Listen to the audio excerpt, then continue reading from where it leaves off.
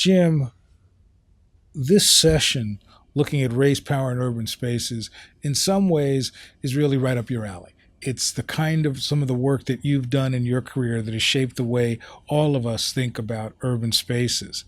I wonder if you could talk a little bit about why you thought it was so important for us to almost centralize the African American urban experience in this conference. Well, and also where we placed it, which was after the session on emancipation, because the Chicago Defender, which played such an important role not only in the Great migration of black Southerners to northern cities in the 20th century, but in northern cities themselves, because it was influential far beyond Chicago, even in the rural South. The editor of the Chicago Defender called the Great Migration the Second Emancipation.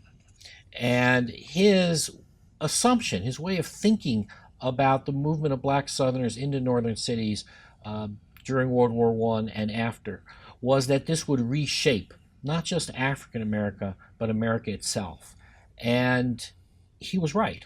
I think he was far more right than he ever could have imagined. Exactly. That in fact, the movement of 7 million African Americans from the South to the North over the course of a half century not only reshaped northern cities, but it also reshaped American politics, because for much of that period, black Southerners were disfranchised. And what people don't, I think about often enough is that that movement from the South to the North in the middle of the 20th century enfranchised people. It was a way of people not only demanding jobs and claiming jobs, but also claiming the right to vote. So this was, again, one of these next stages, the next fulcrum in the reshaping of black America. And I think it's important, and what this session did was also move us away from simply looking at Chicago, Detroit, New York, to suddenly realize this migration shapes Los Angeles, shapes Oakland, and that, as you framed it, it really had a transformative effect throughout the United States. Even those that didn't leave the South, it changed the way the South did some of its business, at least raised the possibilities of what does it mean when suddenly so many of the labor force leaves. And I think one of the things that I find fascinating about this session was to help us move away from urbanization as a sort of almost a pathology, right? The notion that discussing the creation of a ghetto, and rather than looking at this as something that brought problems to the city, I think a lot of the best new scholarship, as you framed it, really helps us understand in a very positive way it transformed the country, and that in essence, so much of our urban policy today is still shaped by that migration. And the questions we answered and the questions we've failed to answer still shape our public policy debates today. Well, and what was nice about this session was that it also included that next generation of young scholars who have moved from the Great Migration as a liberation experience to how public policy in American urban spaces has limited the opportunities of African Americans, the impact of public policy on housing, on neighborhoods, and on opportunity. And so it was wonderful for us to see how revision constantly happens in the historical, in our discipline, to reshape the way we understand African American history and other histories. And I think the way this session especially helped those who will view it and who have come to it understand that they've got to embrace the ambiguity of the Great Migration, right? That it really was this really important moment, but that there were challenges that came with this. It revealed divisions within the African American community. It also raised issues of class, and it raised issues of the impact of policy decisions on these new urban communities, whether it's issues of where highways begin to divide these communities, or issues of environmental injustice, of what happens where these communities are placed. So that, in essence, what I loved about this session is that it gave the public a lot of different ways to think about urbanization and to think about the ongoing challenges of cities.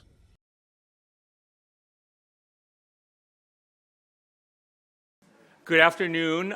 My name is Tom Sugrue from New York University, and I will be introducing what I think is going to be a very stimulating panel, although we certainly have some tough acts to follow from this morning. What a great start to this conference. I want to thank, on my behalf, but also on behalf of all of the panelists, Lonnie Bunch and Jim Grossman and the staffs at the Smithsonian and the American Historical Association for putting together this really remarkable conference and for inviting me to facilitate this panel. This conference, like its counterpart in 1983, a long time ago, stands at a historiographical and political crossroads, particularly around the themes of this panel on race, power, and urban space.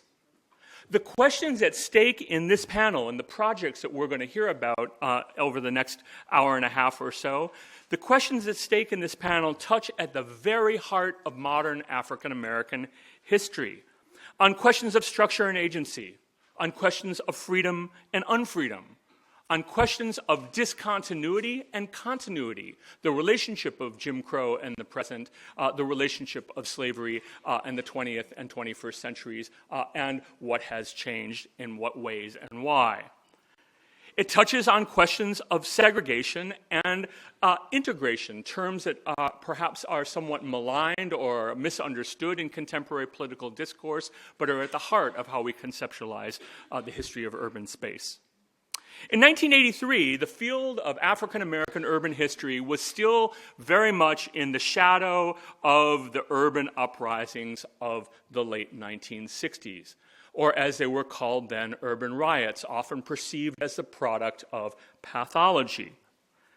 Urban historians emphasized in their coming to grips with the consequences of the urban uprising of the 60s, they emphasized continuities in the structure of oppression, perhaps best summarized in the title of August Meyer and Elliot Rudwick's synthesis From Plantation to Ghetto, emphasizing the ways in which a common thread of oppression bonded together African Americans at different points in the American past.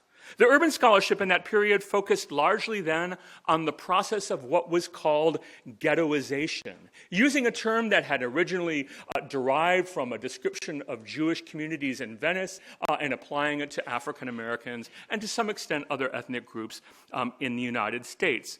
Those scholars explored ghettoization and were concerned primarily with the emergence of large racially segregated African American communities, mostly in the North and to a lesser extent in the West, focusing on places like Harlem, Chicago, Detroit, Cleveland, East St. Louis, and many others. But already by the mid-1980s, there was a new generation of historians, many of them graduate students in 1983, many just finishing dissertations, inspired by the social movements of the 1960s and by scholarship on resistance and resilience, whether on the plantation or in the central city. Their stories of the process of urbanization and transformation usually eschewed the term ghetto, which they found offensive or transhistorical, and instead focused on the ways in which the process of African American urbanization could be seen as a process of transplantation or community formation. These were rigorous and often brilliantly researched books and articles, drawing from almost untouched archives, exploring the then mostly forgotten histories of African American fraternal and sororal organizations, of churches, of social clubs and dance halls, of labor unions, and then reinterpreted African American migration northward as liberatory, even as the best of them certainly acknowledged the ways in which the land of hope, the new Canaan, the promised land, was a place with often unmet hopes and opportunities. This emphasis on community formation built on one of the key words in 20th century American politics and social movements and in social scientific and humanistic scholarship, the term community.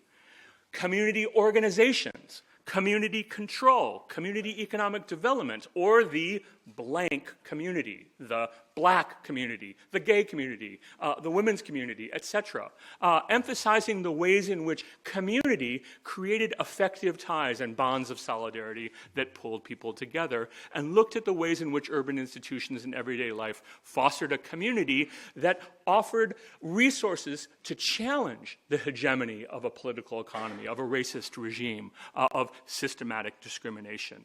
Community stood as a buttress against a dehumanizing political economy, against vicious racism, against violence.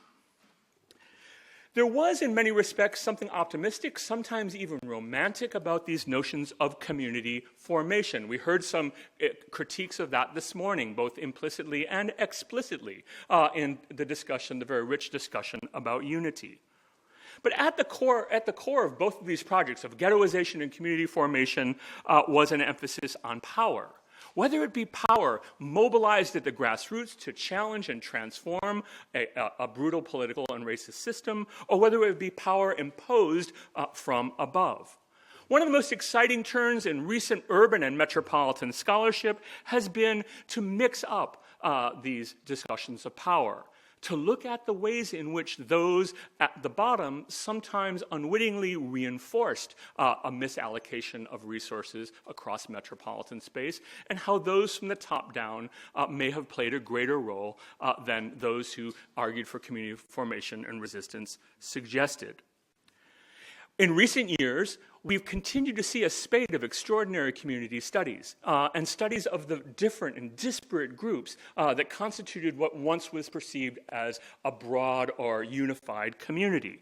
Girls on Chicago's South Side, community politics in 1920s era Harlem, mothers, gamblers, the respectable and the transgressive. We have all sorts of fascinating work now, still a burgeoning subfield, not so represented at this conference, on queer spaces in cities, looking at the ways in which what Kevin Mumford calls interzones, often on the borders of African American neighborhoods, became very interesting places. We have work on topics unimaginable in the 1970s or 1980s, on the history of black suburbanization, or on the history of African American landlords whose pursuit of profit often reinforced rather than undermined Jim Crow, even as they ostensibly embraced the rhetoric of civil rights.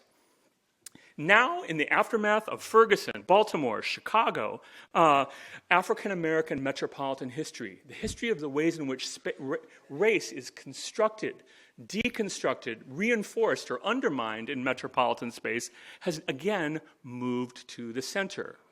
We have now what I would say is something of a return to the emphasis of at least part of the scholarship on ghettoization in the 1960s, 70s, and early 1980s, an emphasis on institutions of control and power, whether it be the police or the carceral state, or predatory lenders and real estate brokers, or white supremacists or federal housing officials imposing a racial map on metropolitan landscapes. This, we could call maybe racial pessimism or Afro-pessimism, is one that we see embodied perhaps in the work of the most influential urban historian of the last 5 or 6 years. Not anybody on this panel, I'm sorry to say, but really the brilliant Ta-Nehisi Coates, who delved into urban history and made this story of the transformation of metropolitan space by race, and particularly the political, economic, and racial power structures, the center of his demand for reparations in an Atlantic article that was far more widely read, I think it's safe to say, than most of our really important and interesting books and articles. So as we think about that historiographical moment in 1983 and our historiographical and political moment today, there are a number of questions I want to put on the table for our panelists. One is, have we come full circle? What is the relationship of past processes of exploitation and segregation and discrimination with what we see playing out in the streets of places like Baltimore and Ferguson? What about continuity and discontinuity? What about the freedom dreams and the emancipatory project and the liberatory project that we've seen at the core of African American history from the Civil War and Reconstruction through the struggles of the early 20th century, through the African American freedom struggle in the South, but also, importantly, in the North and in the West? How does that relate to the larger story?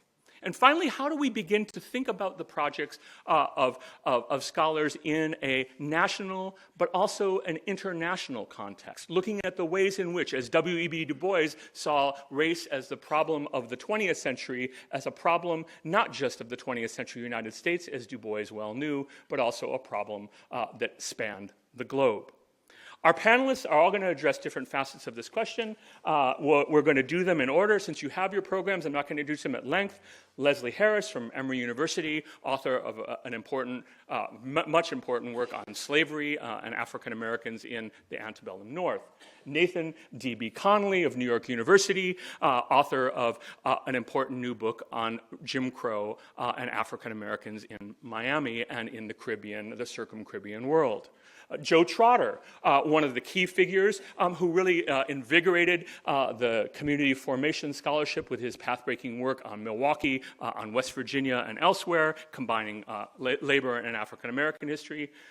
And then finally, Carl Nightingale of SUNY Buffalo, who has worked on the question of segregation in a truly global context. So with no further ado, I'll turn the floor over to them. Thank you.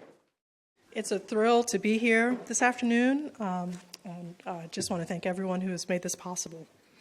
So a few weeks ago at Howard University's commencement, President Barack Obama argued, rightly for the most part, that America is a better place today than it was when he graduated from college in the early 80s, roughly 1983.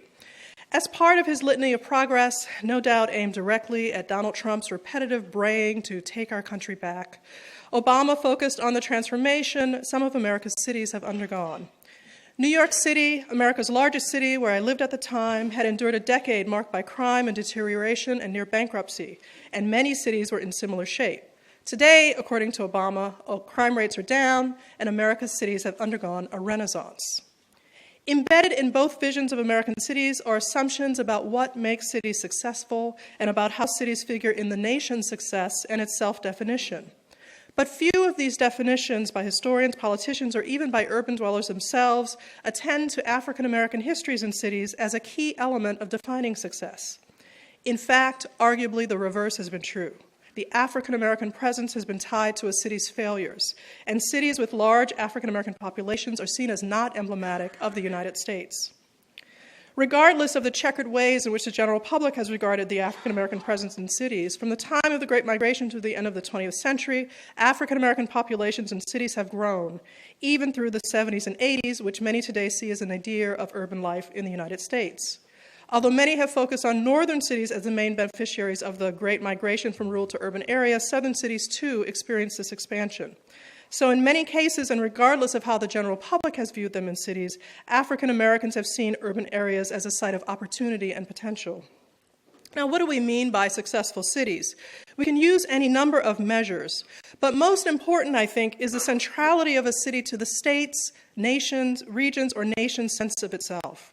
The fate of cities such as Detroit, Flint, and New Orleans in the past decades indicate what happens when cities are judged to be incidental to their states, regions, or nation's success. A narrowing of economic opportunity that becomes a self-reinforcing condition no matter what the source, inability to maintain infrastructure or to commandeer state or federal funds for the same, and finally, in extreme cases, catastrophic disasters that states, regions, or nations feel little responsibility to prevent or redress. And I probably don't have to rehearse for this audience what has happened in Detroit, in Flint, and in New Orleans in the face of economic, environmental, or infrastructure decline.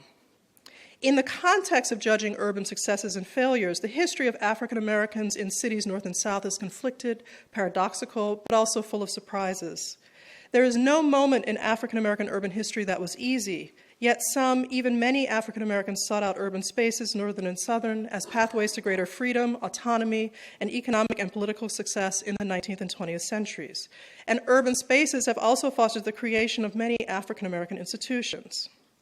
Regardless of African American self-perception as urban people, however, others often viewed African Americans as inimical to the success and safety of cities.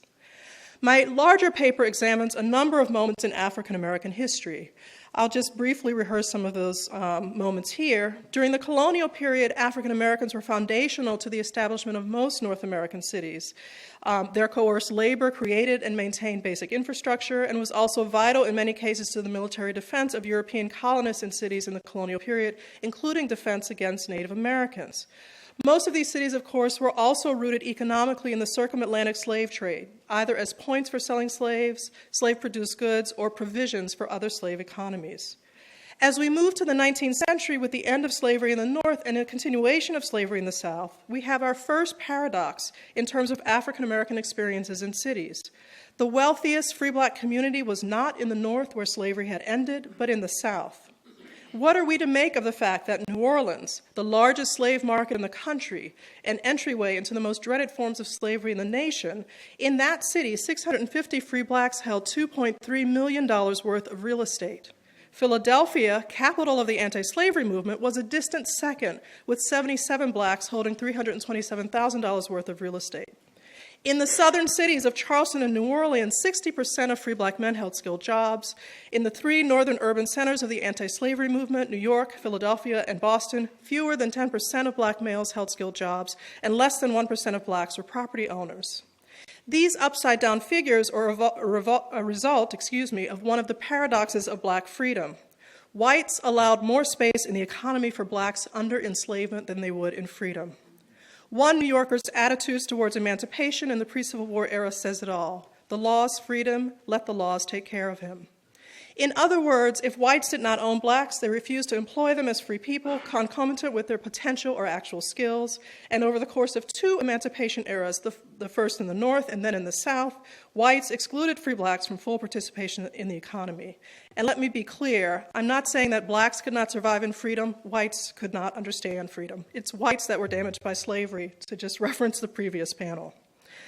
The damaging impact of white supremacy on black freedom came into full flower in southern cities following the end of slavery after the Civil War, as whites used violence to segregate cities, driving blacks out of high-skilled and entrepreneurial positions.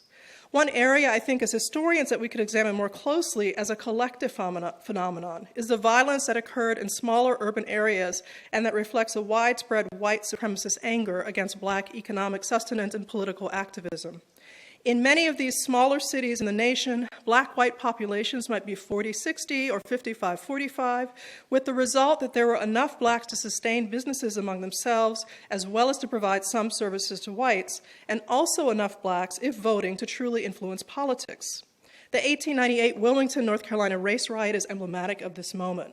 As the 2000 Wilmington Race Riot Commission report states, prior to the riot, African Americans were employed in all segments of the workforce. After 1898, the number of blacks employed as professionals, aside from ministers, as skilled artisans and in government jobs declined, while the number working in lower status jobs increased.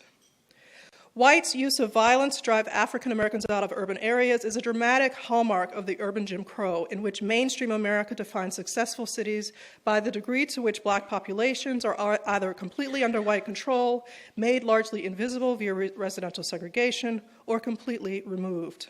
By the time of the post-World War II civil rights movement and resultant desegregation, almost a century of racist ideology meant that integration with African Americans as part of what would make a successful city was unthinkable to most whites. The often violent hostility towards school integration for 3 decades after Brown was mirrored in struggles to integrate cities via housing, politics, and occupations across the nation. By the early 1970s, cities experienced absolute declines in the number of whites and a rise in absolute numbers and in percentages of blacks as part of their populations. There were black successes, of course, to be found in these times. For blacks, this new numerical majority in urban areas gave them access to political power that they had not experienced since the Reconstruction era. Both corporate and public service government jobs were also more widely available, and the growth of a black middle class followed more quickly probably than anyone would have predicted. But black successes remained uneven, and cities in America from the 70s through the 90s were economically weak.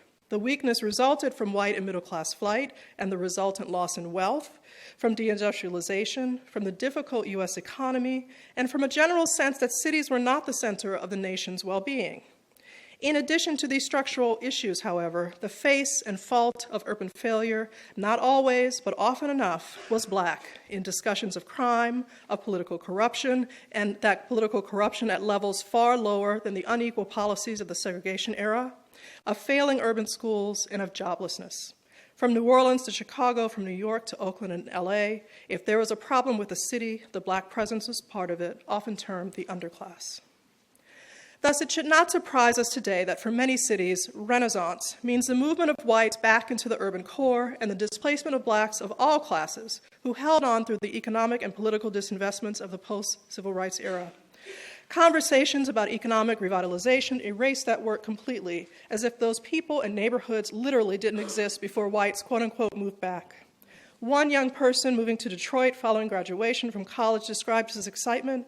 "I moved to Detroit because the city is full of empty spaces, just waiting for me, for us, to fill them up."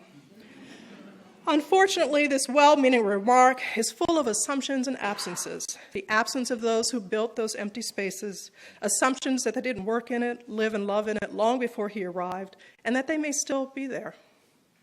Thus, Obama's Renaissance is at best complicated and at worst not a Renaissance at all, but the same dog chasing its tail in which populations of Blacks and whites continue to circle urban, suburban, and rural areas, driving each other in and out of neighborhoods and cities rather than sharing urban space. Historically, the possibility for urban integration, residential or economic, has only existed in limited times and spaces, under slavery and Reconstruction, when the racial hierarchy was clear. We have yet to live into a moment of freedom and equity, two words that should always be linked together. Thank you. I guess that's a little Afro-pessimist.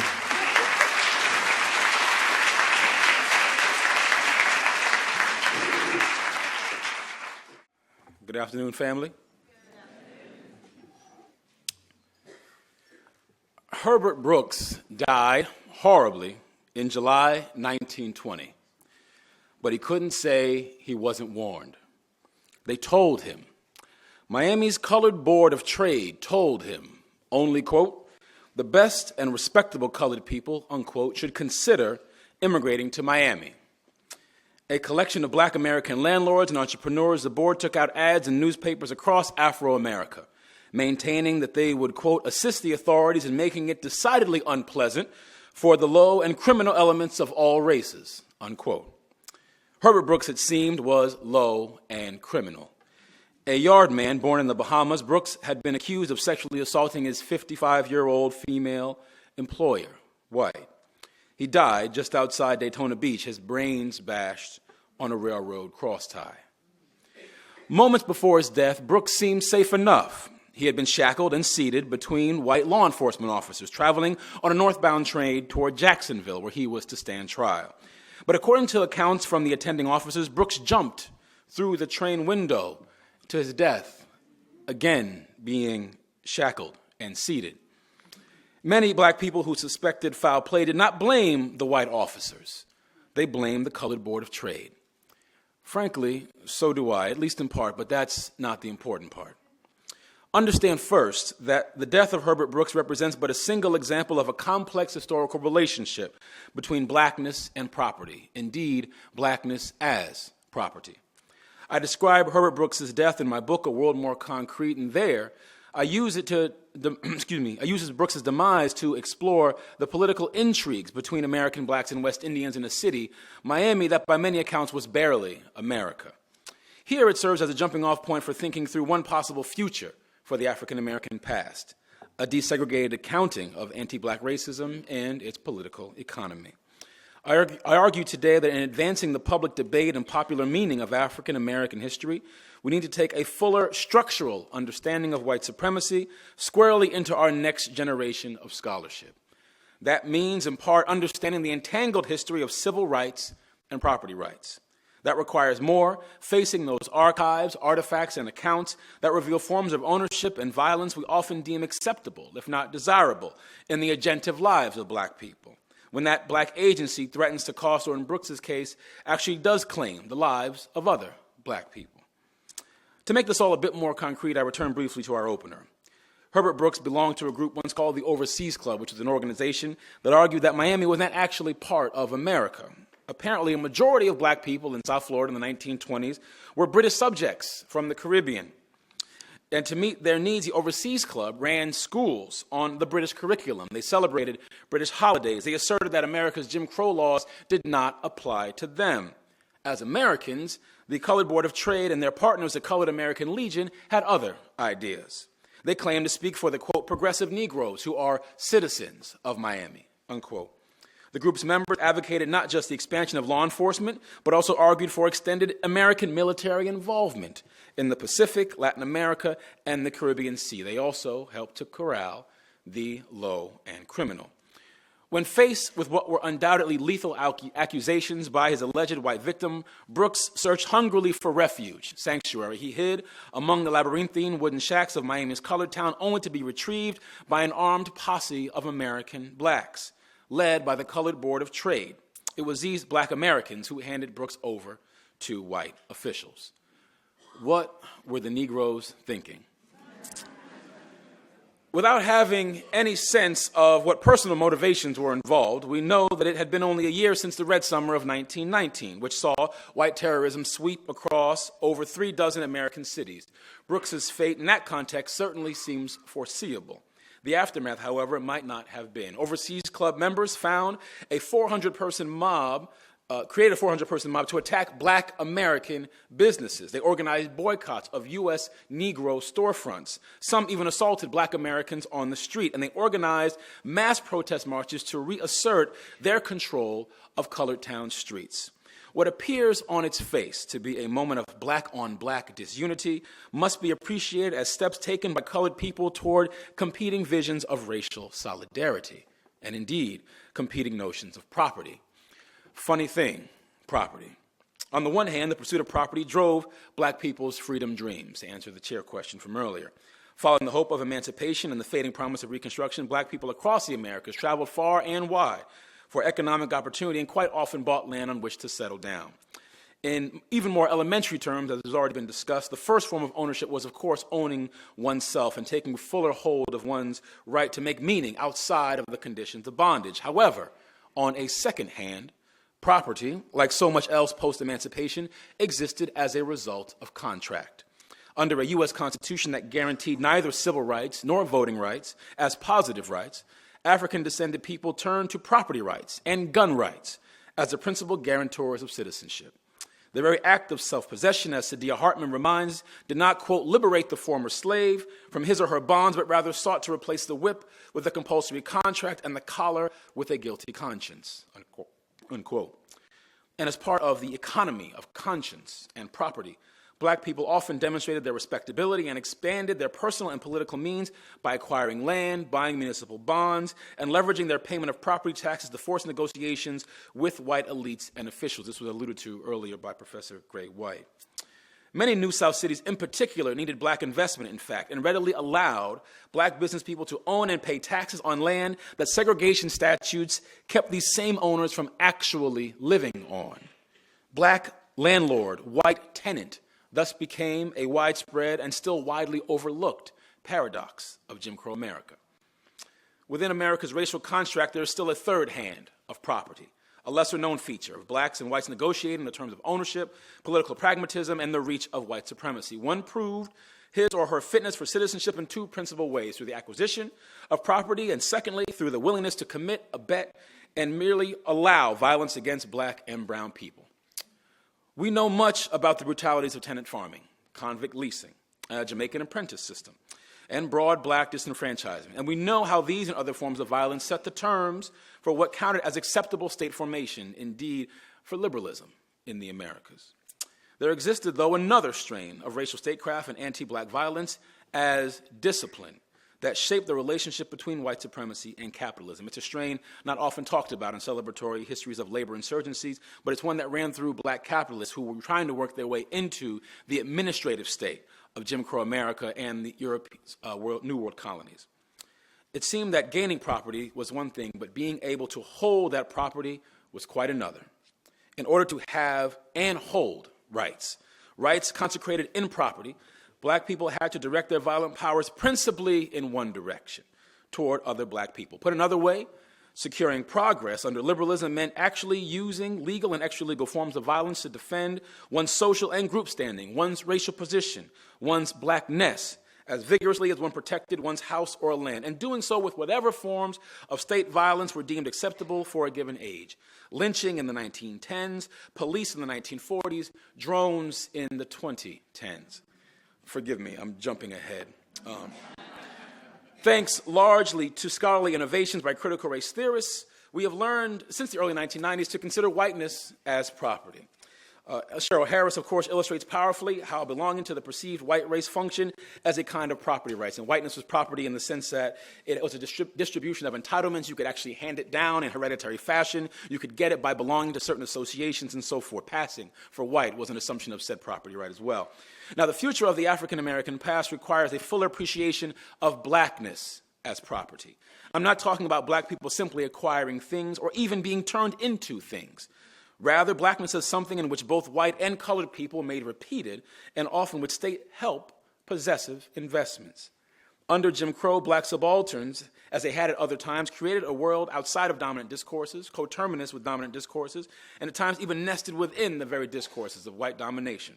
A discursive system we often flatten as a two-dimensional oppression, white, colored, was in truth a system in which African-descended people, as aspiring citizen capitalists, made colored itself a site of contestation and critical practice.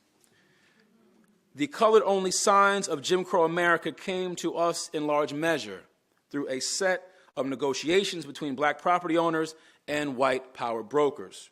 Truly, and we can say sadly, segregation was the most humane response to otherwise blanket exclusion.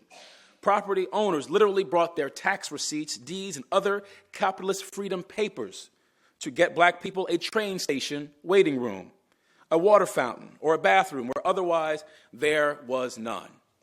Ideas about citizenship or resistance aside, black people built their actual freedom, their self-possession, their property rights through well-managed relationships with white people and proprietary treatments of blackness as property. As one 95-year-old black activist from Miami, Dorothy Graham, remembered of these old-time efforts, colored only meant something.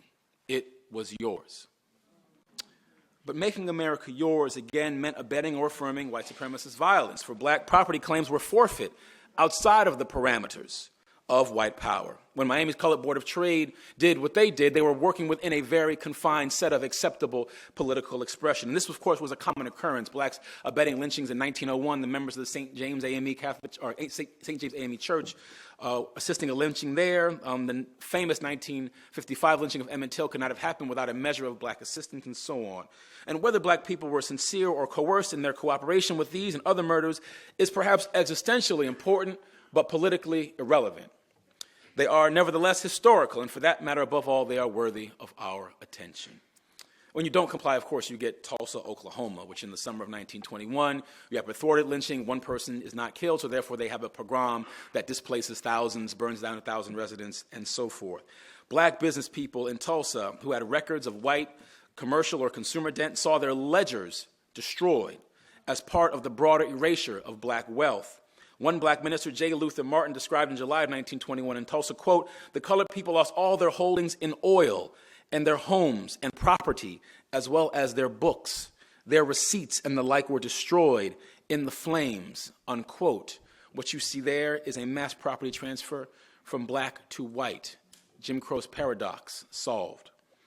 Perhaps most amazing about black people's ability to navigate the state's violence was, of course, forcing the state to modernize anti-black violence, and the power of black property owners in particular to slowly and unevenly appropriate pieces of the white state's monopoly on administrative violence. And again, in the interest of time, I'll only just affirm the fact that you look at what happens with the modernization of lynching and claims by members of the Tuskegee Institute to get a formal presidential condemnation of lynching in the 19-teens. This is part of their effort to change that legal order, or illegal, extra-legal order. Again, with the creation of Negro officer for Negroes across the South, you see very clear guidelines that only allow black folk to arrest other black folk and encouraging police brutality on the same side of the color line. Black judges, very similar thing, and including in this discussion, even the Department of Housing and Urban Development under Robert Weaver saw urban renewal as a massive instrument for racial uplift run by a black administrator at the top, oftentimes in concert with white growth politicians at the local level, all in an effort to unmake Jim Crow's ghetto. Just to fold a slightly more progressive narrative into this larger one, the genius of nonviolent direct action as a tactic of civil rights activism was, of course, that through Herculean shows of black self-discipline, activists were able to tap into extant definitions and narratives about white paternalism. In other words, you shame white Brahmins into renouncing the white barbarians who are committing violence against black people, who are always demonstrating the morality and respectability. As I close, let me be very clear, and this really is my argument. A fundamental feature of white supremacy includes protecting the black property class when you can, and when you have to, putting the black poor in harm's way in order to advance more noble visions of racial uplift.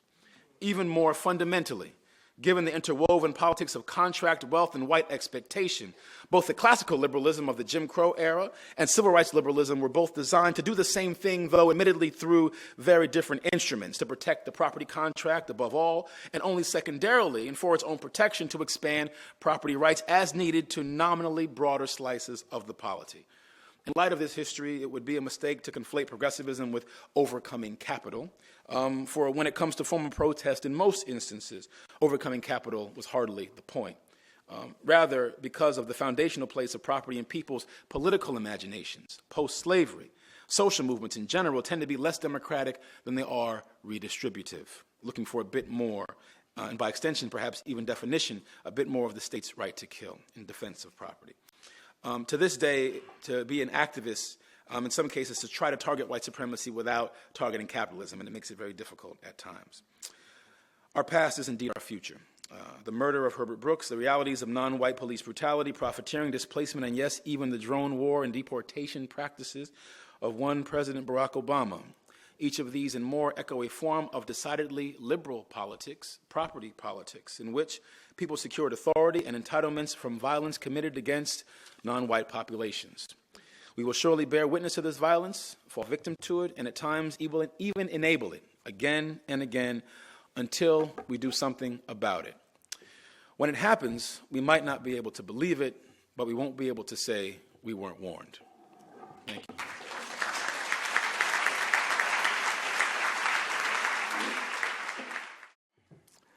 First of all, I want to echo my chair, Tom Sugrue, in thanking the sponsors for this event. Lonnie, Jim Grossman, I'm really appreciative to be here.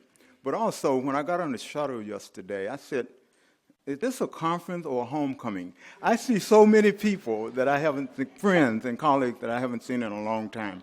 And so this is a very special moment. I also just want to thank colleagues who are in the field.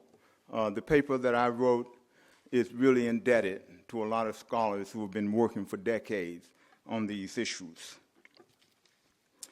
Segregation is a major theme in research on African American urban and labor history. This research includes detailed case studies of black life across the urban north, south, and west. Yet, until the late 20th century, urban case studies at the municipal level dominated scholarship on this subject. But today, scholars are also giving increasing attention to the development of spatial segregation at the neighborhood level, at the metropolitan level, and now increasingly at the transnational level. As suggested by Carl Nightingale's work, transnational and global studies of segregation are gaining increasing ground. Indeed, we should applaud and encourage this work going forward. At the same time, much work remains to be done at the local level. Certain themes and issues require closer and more systematic analyses from city to city and over time.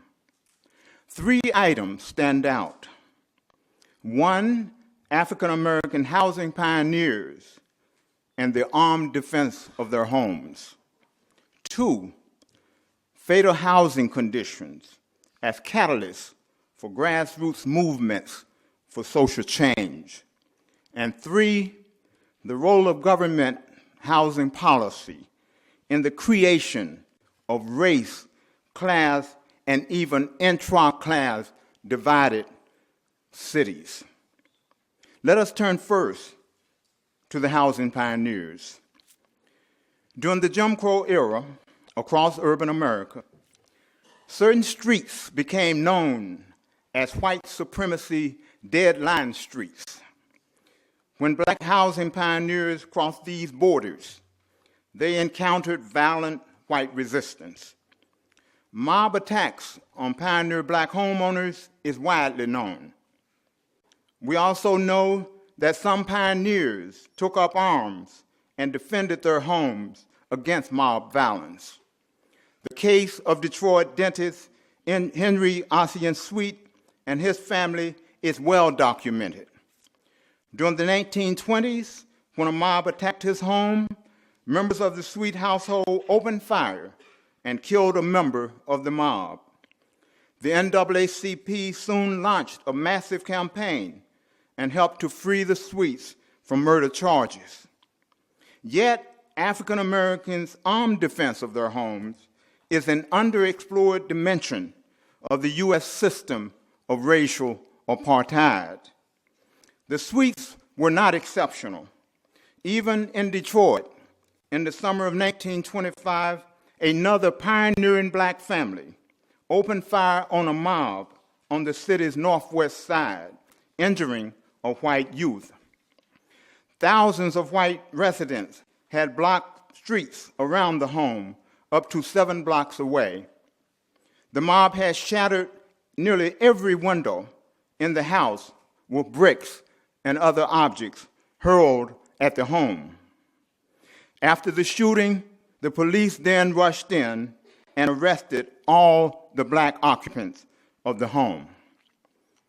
In some cases, the use of armed force involved community-wide collaboration and support. In Philadelphia in April 1919, a black family awakened at 1 a.m. in the morning to the sound of windows shattering in the front room. A crowd of some 30 white men with guns in hand shouted, "Shoot to kill," words as they approached the house. As the crowd advanced on the house, the homeowner, William Graham, held the mob at bay with gunshots. In the meantime, as word of Graham's fight spread across the African American community, a contingent of armed working-class black, poor, and middle-class men arrived on the scene. These armed black men engaged the mob in a street battle. And as they engaged the mob in a street battle, the police who had been standing close by then moved in and arrested all the blacks and just a token number of whites. But evidence of such armed conflict was not limited to the urban North. In Louisville, Kentucky, also in 1925, whites dynamited the homes of 2 black families when they moved into a previously all-white area. When dynamite explosions damaged the homes a second time, one of the families caught and opened fire on the perpetrators.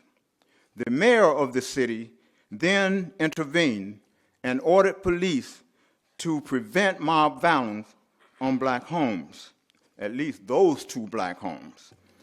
We need more systematic research on this important issue across a variety of cities and over time. Additional research on this issue will help us understand better the staying power of the housing pioneers. We also need more scholarship on deadly housing conditions as factors in the development of grassroots African American movements for social change. Demands for improved housing and living conditions represent a major part of the civil and human rights agenda of the African American community. Yet, in reflections on the long Black civil rights movement or the long Black freedom movement, we know much more about the role of economic discrimination and racial inequality in employment than we do about the impact of fatal living conditions. Witness the March on Washington for Jobs and Freedom during World War II and again in 1963, along with Don't Buy Where You Can't Work campaigns. We should not, of course, draw the line too sharply between the struggles for jobs, housing, and other aspects of the Black freedom movement. There was a great deal of overlap along all lines of the freedom struggle. But recent scholarship, and perhaps in the wake of Katrina, this scholarship suggests that we need to give greater and more systematic attention to the question of hazardous conditions under which African Americans live, hazardous conditions as a spur to grassroots mobilization. In December 1936, Philadelphia became the scene of a tragic housing accident. The collapse of an old tenement house killed nearly a dozen working-class Black women and their children. Following this tragedy, there was a tremendous outpouring of grassroots sentiment calling this event a very serious situation, a terrible thing, and even, quote, criminal. Some residents charged city officials with responsibility for the death and the injuries. Behind this tragedy, Philadelphians soon formed a new tenants league. They launched a vigorous grassroots movement against hazardous housing among the city's poor and working class families. They staged marches through the streets of the city, rent strikes, neighborhood meetings to help generate broad-based support for protests against bad housing.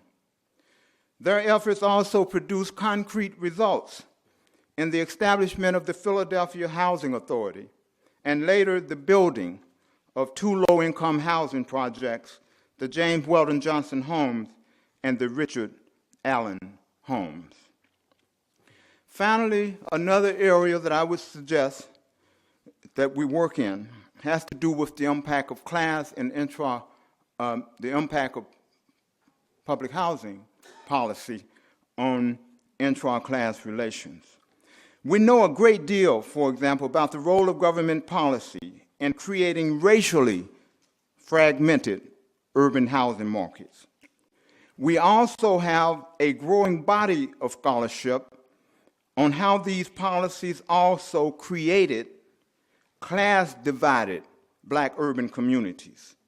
But we need more work on the way public housing policies also split the Black poor and working class. In Atlanta, for example, the city displaced large numbers of poor and working class families to make way for the University Homes housing project. But none of the displaced families found homes in this new facility. The tenant selection process favored higher income groups. By the late 1930s, Atlanta's East Side had become associated with what some analysts described as, quote, disreputable masses left behind, end of quote. But on the other hand, the West Side housed single-family dwellings for the middle class and better paid segments of the, quote, striving working class. These included craftsmen, household workers, and general laborers. The criteria is an important factor in the way those policies impacted internally the structure of the Black working class. In Indianapolis, for example, the city established its first public housing project in 1937. Following World War II, however, the city rejected federal support for public housing. Instead, the city funded a low-income African-American self-help project called the Flanner House Housing Project. Nonetheless, similar to Atlanta's federal project, this municipal program not only reinforced class divisions within the black community, but also divisions among black working families themselves. The project's bookkeeper later recalled the selection process that seemed to have driven a wedge between different segments of the working class. He said, and I quote, "We were thoroughly checked. We were checked out. They wanted stable families, husband, wife, kids. They checked our credit, our time on the job, our work record. They talked to our ministers. They checked police records," end of quote. And so I would suggest this criteria helped to drive a wedge between better off and poorer segments of the city's black working class. And one reason I'm raising this question is because I think we do know something about this in the scholarship. But I would suggest that we need to probe it a little bit more. Especially, we need to look at how did this fragmentation impact the institution, culture, and politics of the black community.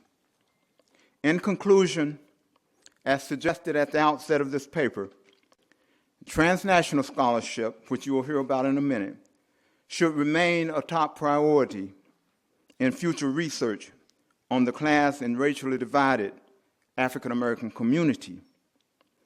As revealed by many other papers that you will hear sometime during this weekend, African American history opened on a global scale. We've already noted that. It opened on a global scale and remained connected to global processes over time. So we need a variety of studies that will illuminate how African American history remained connected to these transnational developments from the colonial era to the present.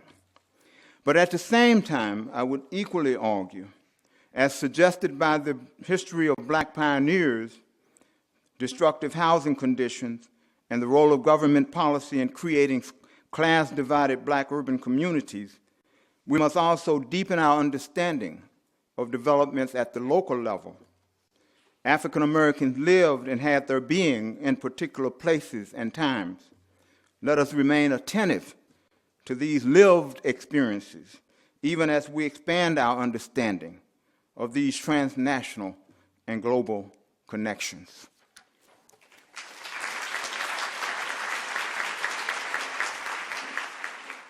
Good afternoon, everyone. And let me add my thanks to the NEH, the AHA, and the new museum for organizing this conference. And it's a great, enormous honor for me to be addressing you. My paper title, just to give you a little heads up, is called, on a concept that I'm going to talk about in just a few minutes, is called Diascalar Perspectives on American Urban Color Lines. But let me start with some other stuff. Scholars who study the African-American experience in cities have long made a practice of importing concepts from abroad to frame the analysis of basic fundamental concepts. Ghetto was the first and probably the most important. When the sociologists St. Clair Drake and Horace Caton brought that word into the American Academy in the 1940s, they were imitating Chicago civil rights activists they interviewed for their classic study of the Black Belt in Chicago. And like those activists, Drake and Caton were eager to equate American urban color lines with coercive, segregationist practices that went back to early 16th century Venice in Italy. And more pointedly, though, they were drawing a connection to Nazi Germany's grisly system of Jewish enclosures in Eastern and Central European cities, which played this horrible role in the mass extermination that soon followed. In 1960s, scholars inspired by Black Power activists, in fact, Black Power activists themselves, also got into this verbal import business, insisting on that the word colony, borrowed from French and British imperialism, and derived from another 16th century Italian word, colonia, this one with roots in ancient Greek and Roman practices of overseas conquest. They believe that this word better framed the sort of toxic combination of territorial control and capitalist class exploitation that characterized the African American urban experience, and that, or shaped it. And in a sense, they were beginning to give us this concept of racial capitalism that we heard about earlier. In the 1990s, frustrated by the lack of national or global attention to the problem of American urban segregation and its racially unequal effects on poverty, the sociologists Douglas Massey and Nancy Denton raised the specter of American apartheid, importing a term that at that time resonated heavily on college campuses that were celebrating the global divestment movement and its success in bringing the Afrikaner nationalist regime of South Africa to the end. In doing that, Massey and Denton implicitly reminded us that while American activists had been helping to make progress against legislated practices an ocean away, they had, at the time, largely thrown up their hands at the widespread and very damaging, yet largely extra-governmental and even illegal practices in the United States, such as racial steering and redlining and many other things that go into American color lines. To give you a little preview of coming attractions, and last year and then going into this coming year, we're running a project which organizes American, Australian, New Zealander, Canadian, South African, British, French, Belgian, German, and Israeli scholars. Nathan has a hand in this as well, to ask whether it makes sense to import the concept of settler colonialism, which is first theorized by Australian anthropologists and is now rampant in American studies circles, and which has already come up in our discussions, as a way to denote, as mostly focused in Native American studies so far, but the question is whether or not that can help us write a globalized history of the white-dominated cities that could have very important implications to the study of black communities in the United States. Is the settlement, the actual settlement and conquest of the United States, play an important role alongside slavery in the black experience? That's something I think we need to really think hard about. My question is this: as we imagine the future of African American urban history, should we stick to this tradition of importing of concepts of this sort of conceptual cosmopolitan? So I'm obviously complicit in this, and so I have an obvious answer, but which is yes. But but in reality, I really have actually three minds of it, and maybe even four now I think about it. First of all, sort of in my political head, I'm all for it.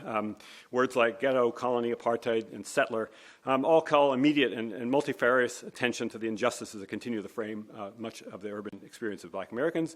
They also honor the intellectual traditions and the strategic genius that underline the struggles that African Americans have waged to overturn those injustices. And as accusations against the political forces that created those injustices, many of these words can't be beat, especially when you couple them with another Italian import, racial or racist.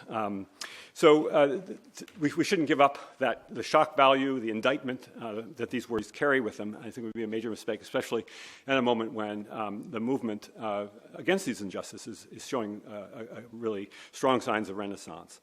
Now, just a quick parenthesis, because I know the Twitterverse is out there mercilessly thinking about these things as we speak in this very room. The idea of saying that the word ghetto should be a new political, we should reclaim ghetto as a political word, I know is a very complicated thing. Somewhere along the way, in some back alley, the word ghetto went from an attack on white supremacy to be an attack on poor black people, and that's very unfortunate. And I think we have to think about the complexities that came about because of that. All right, close parenthesis. And I hope that does come up. So there's another head, so that's the political head. The scholar's head, there's another part of this that makes me a little nervous about this importation business, and that's when you import these ideas, and then you and then you launder the political fight out of them, starch them with heavy doses of positivism, and then resell them as ideal types. Okay, and that's a real problem for me. What is a ghetto? Say people too often. What is a colony? What is apartheid? What is a settler colony? What is racism? We have to use these. We have to come out and define these if we're going to use them as scientific terms. Well, so when I'm in that brain, I'm a radical abolitionist. Okay, I believe we should not do things like that. We should keep anything that sounds like an a priori or an ahistorical concept out of this discipline entirely. These things are historically way too varied: ghettos, colonies, apartheid, settler colonies, not to mention racism. And they've changed far too dramatically over time to be considered outside of history. They deserve, in fact, precisely that: histories, not definitions.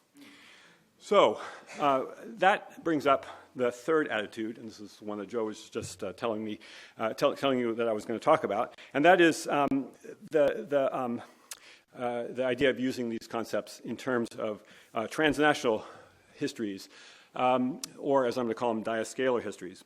And in this mode, I'm hopeful, but I'm also a little bit cranky about this. Okay, because I've gotten a little bit impatient about some aspects of this whole business of transnationalism. So these concepts, we import them from abroad. They describe varied and changing groups of practices from enormous swaths of time and places across the world. They do, I think, contain the intellectual fuel that we need to continue the process of kind of kindling a transnational imagination within the study of African American urban experience. But I think if they do, we really, really need to insist finally, and once and for all, that they should inspire a kind of mutually enhancing group marriage between perspectives that are usually labeled separately. For example, as either local or translocal, or comparative, or transnational, or global. And let me underline that. To underline that in making this point, I decided to do something that ordinarily historians are pretty don't do very often, and that is I'm going to invent a piece of jargon, and that piece of jargon is the word diascalar. And the idea of doing this is to kind of underline the fact that I really think we need to think of these approaches in combination with each other, that they each offer each other a lot. And separately, they don't float, okay? So they don't float enough for us to move forward. And they need to be thought of as mutually enhancing. So how do ghetto, colony, apartheid, settler, and racism give us kindling for this diascalar history? Well, first of all, the main idea here is that, with the word diascalar, is that in thinking about things in terms of transnational in particular, we're thinking about transcending a particular geographical scope. We're trying to move beyond it, in this case, to a larger scale. And that's fine because we had to do that. But the problem is that nations still matter. So do almost every other kind of sized jurisdiction, source of power, and so on. And the thing is that things happen on all sizes of geographic scales, and they bump up against each other in all kinds of ways as history moves along. And so the main thing for me is not to transcend these scopes, but to see them in interaction. And that's why the word dia, from dialogue and dialogue and intersection. And I think that's really important to keep that dia prefixed in our mind when we think about how these things go. So let me try to describe this a little bit. So ghettos, colonies, apartheid, settlement, racism, they're all diascalar phenomena, I'm saying. They were all, first of all, created by exertions of institutional power over very long and very short distances, and many other sizes, distances in between. They all involved movements of people, again, across many geographic dimensions.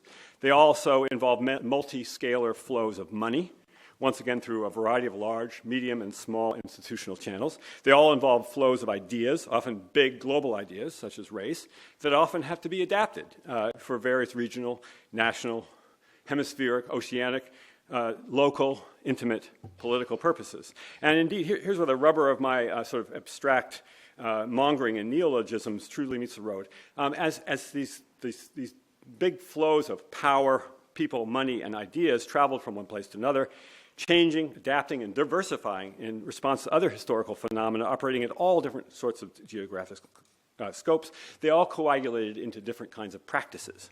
Okay, and I think practices is a key thing for when we do these things. We need to watch for the practices.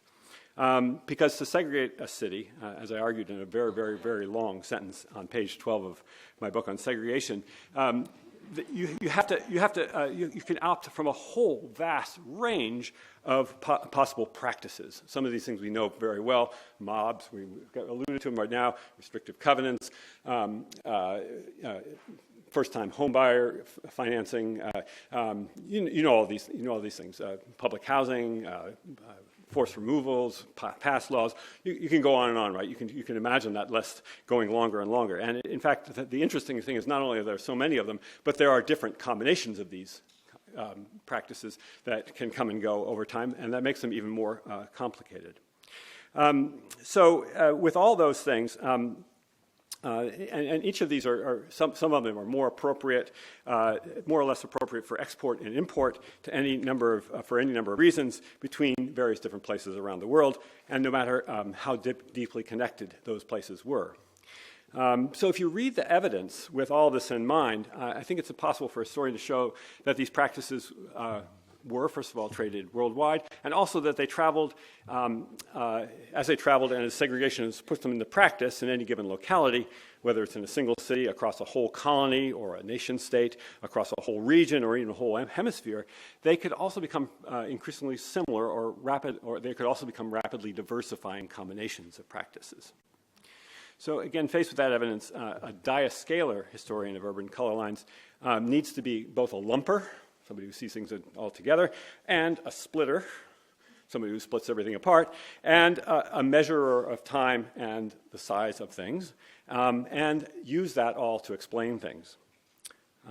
So to understand the process by which various actors brought together the particular combination of neighborhood level, local, state, regional, and national practices to create what 1940s civil rights activists eventually called black ghettos in the United States, and to compare and contrast those changing combinations with similar, yet varying and changing combinations of practices across the colonial world, or across the subset of the colonial world established by white settlers, or with a specific set of actions and contingencies that created the segregation and then apartheid in South Africa in any of its many guises at any given time and locality. And to explain those similarities and differences, all these questions are deeply messy matters, and that's very well suited to us urban historians, by the way. Perhaps we are the historians who like the messy the best of all, but I would say that as transnational historians, we have to embrace that as well.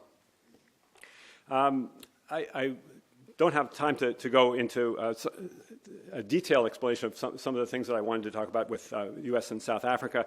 I'd hope to be able to throw up a kind of a world map that you could look at for a while, and then as a global thing, then zoom into various different countries, and then from there zoom into various different cities and go into regions and so on and so forth. I have a tool that I'm going to be putting out on in public at some point soon that will, it's kind of an atlas of world segregation, urban segregation, that will allow this kind of to visualize some of these diascalar phenomena. Just to kind of highlight a little bit on the issue of the settler colonial urban history that I'm interested in now. It came out of what I know about the connections between the U.S. and South Africa, which both those societies imported huge numbers of practices from Britain and elsewhere in the colonies to create their systems of segregation, the most complicated systems of segregation up to that point. And they also did it in very differently because of various different national contingencies, various different local contingencies, various different regional contingencies. I noticed there were a lot of similarities as well, and that there were similarities with other settler colonial societies. So to do that, I'm hoping that this kind of dialog-scalar approach will help. And as our colleagues and I trace similarities, differences, connections, and disconnections in the segregationist practices that are employed, first actually even in settler Ireland, then in Australasia, North American Pacific, the French North Africa, South Africa, the Americas, and in Palestine, Israel, and even along the fringes of settler colonialism elsewhere in Africa and outside the West. We're going to be thinking about these kinds of things.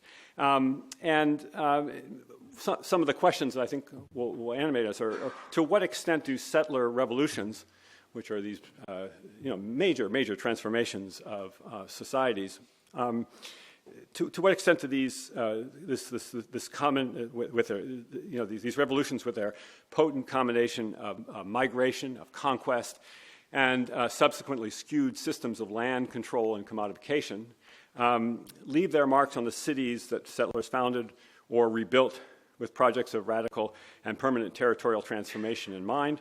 Do efforts to create racialized systems of privilege based in the discriminatory systems of land ownership, so racial capitalism in a real estate market, radically, and then also the other thing, how do these affect the cities such as in the United States? And then also another factor that I think is shared in settler colonies are these radically contradictory ideologies of white racial superiority and racial vulnerability. The claim to be a victim is an enormously important part of white supremacy, and especially so in these settler colonies. A source of great power if you can claim to be a victim. And then, of course, there's also especially intense systems of demographic engineering as well. Is there something we can call a kind of settler colonial urban order that comes out of that, or at least a settler urban political style? Well, only a diascalar analysis of these phenomena will be able to help, I think, gain the answers to these, and then also give us the implications for African American urban history specifically. So, just to conclude, I think there's no better way of looking forward to the future than with the tools we have honed well in the past. If we can harness the political fire that's contained in concepts like ghetto, colony, apartheid, settler, and racism, push past any temptation to drain their beating blood and embalm them into ideal types, and then rediscover the histories of similarity, difference, connection, and disconnection that they contain, then use them to plot the flow of practices and urban injustices across many scales of geohistorical analysis. I think will give an African American urban history one very promising route upon which to enjoy an expansive, if deliciously messy, future. Thank you.